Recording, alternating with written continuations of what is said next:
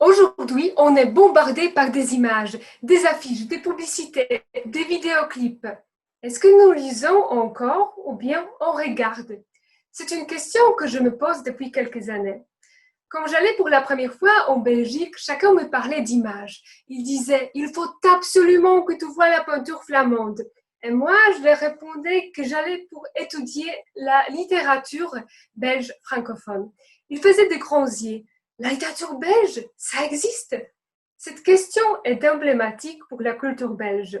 Au XIXe siècle, les écrivains ont été conscients que la peinture flamande est beaucoup plus connue que leur écriture.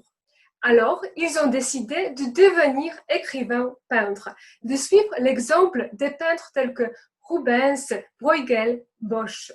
Pour moi, le nom de Bruegel est le plus important, car c'est lui le héros de ma thèse.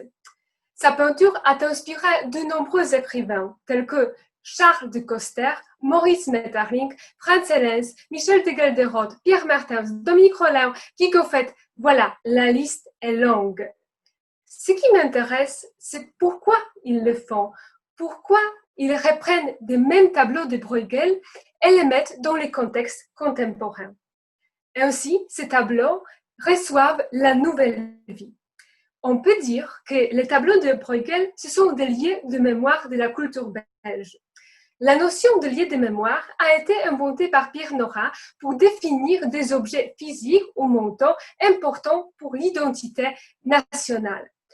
Si on appelle des tableaux de Bruegel des lieux de mémoire, comment peut-on appeler l'ensemble des œuvres littéraires inspirées par sa peinture? Moi, je propose les termes d'atlas. Dans cet atlas, nous avons des cartes du pays de Bruegel, des tableaux de Bruegel comme des points de repère, mais aussi des paysages contemporains esquissés par des écrivains.